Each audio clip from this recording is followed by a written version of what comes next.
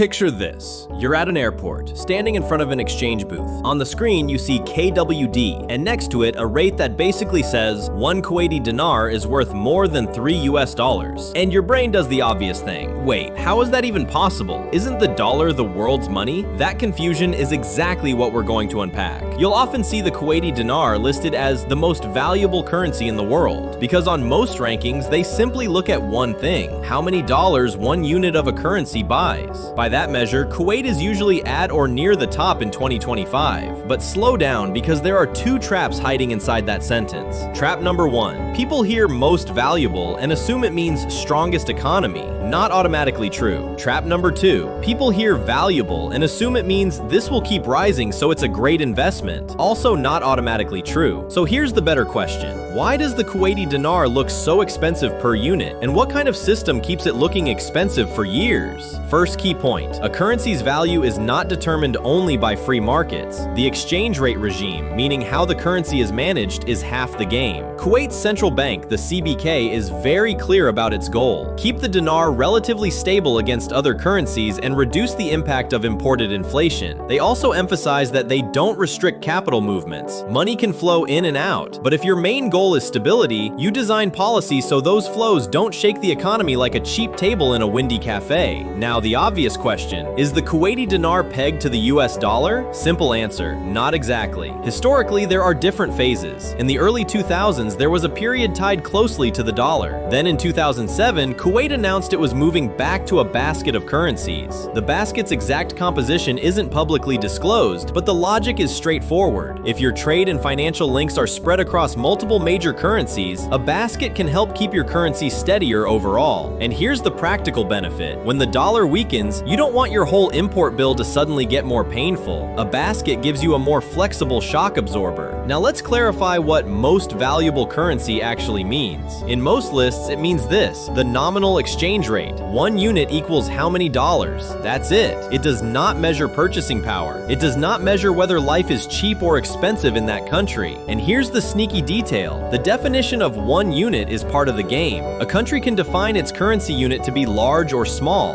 One country's 1 unit could be designed to equal $0.01. Another country's 1 unit could be designed to equal $5. That doesn't automatically mean the second country is richer. It can just mean the unit is bigger. You've seen a version of this before. Turkey removed zeros in 2005. The economy didn't magically change overnight. The unit changed. So yes, being expensive per unit is not a success certificate by itself. The real achievement is building a system that can keep that expensive-looking unit stable over time. So how does Kuwait do it? Think of it in 3 layers: income, savings, and regime. And there's a technical detail that sounds small, but it matters for how the currency looks on screens. The Kuwaiti dinar is also written as KD, and 1 dinar is divided into 1,000 fils. That's already a large unit design. It's not the only reason, but it's part of why the number looks the way it does.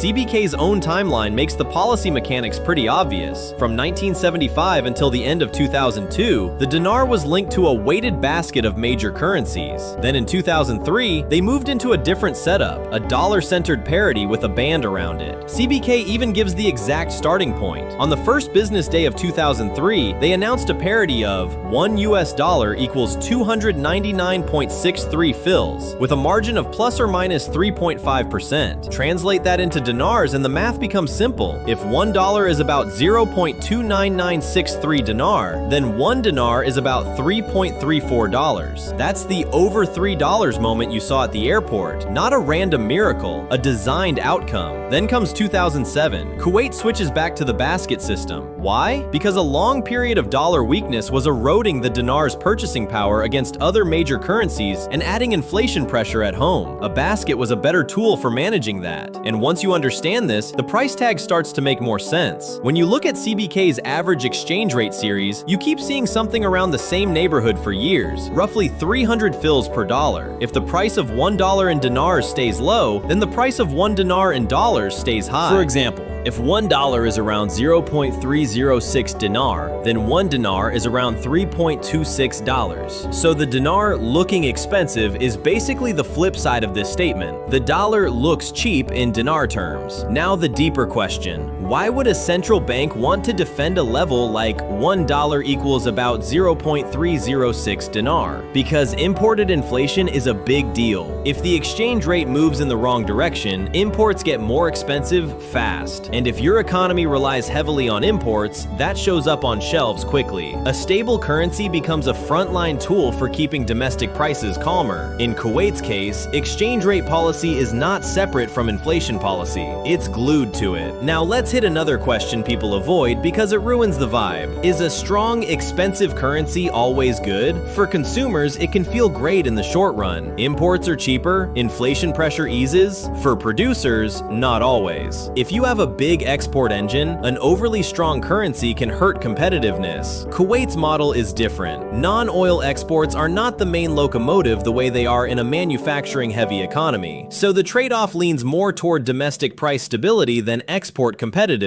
This is where the IMF-style big picture fits neatly. IMF assessments have repeatedly pointed to high current account surpluses, strong external buffers, and official reserves that cover months of imports. They also note very strong fiscal positions in certain periods, with large surpluses boosted by investment income from sovereign assets. That kind of balance sheet strengthens the market's confidence that the country can defend stability, and the banking system matters too. A stable exchange rate reduces balance sheet shocks. It makes risk management more predictable. IMF commentary has highlighted strong capital and liquidity buffers in Kuwait's banks, which supports the broader financial stability story behind the currency. Now here's a question that snaps you back to reality. If the Kuwaiti dinar is so valuable, why isn't everyone walking around holding dinars? Because exchange rate value isn't the whole definition of money that matters. Liquidity and global acceptance matter. The US dollar functions like financial oxygen. It's used everywhere. It's at the center of global trade and finance. Its markets are deep. The Kuwaiti dinar is primarily a domestic currency with limited global circulation. So yes, it can have a high price tag, but it plays a different role. Expensive label, different job. Now let's connect the three layers properly. Income layer, oil. Oil is sold globally in dollars. For an exporter like Kuwait, that's steady foreign currency inflow. And steady inflow supports strong external balances and reserve accumulation. Savings layer, the sovereign wealth fund mindset. Kuwait Investment Authority, KIA, traces its roots back to 1953 and describes itself as one of the oldest sovereign wealth funds. The point is simple. The oil money doesn't just get spent. A large share is invested globally and turned into a long-term financial cushion. So the dinar isn't supported only by what's under the ground, it's supported by a diversified portfolio above the ground. Regime layer, the currency basket and the central bank toolkit. The 2007 return to the basket is basically an anti-inflation reflex. If you peg tightly to the dollar during a period where the dollar weakens, you can import inflation, especially if a big chunk of your imports are priced in currencies like the euro. A basket can smooth that out. And when people say trust, it sounds emotional. In finance, trust is a balance sheet. Two questions. 1. Can the state generate foreign currency? 2. When a shock hits, does the state have buffers to absorb it? Kuwait scores well on both, which makes it easier to keep the dinar stable at a high nominal level. Now, one more thing people skip because it's not sexy: interest rates. If you choose an exchange rate anchor, you can't run monetary policy like you live on Mars. If rates in Kuwait are far below global alternatives, you risk capital outflow pressure, and defending the exchange rate becomes harder. That's why, under an exchange rate stability framework, policy rates often end up moving broadly in line with US rate cycles. It's a trade-off. You buy currency stability, but you accept that your interest rate policy can't be totally independent. Now the question people always ask next. Other countries have oil too, why aren't their currencies as expensive as Kuwait's? Because it's not just resources, it's design and management. Oil brings foreign currency.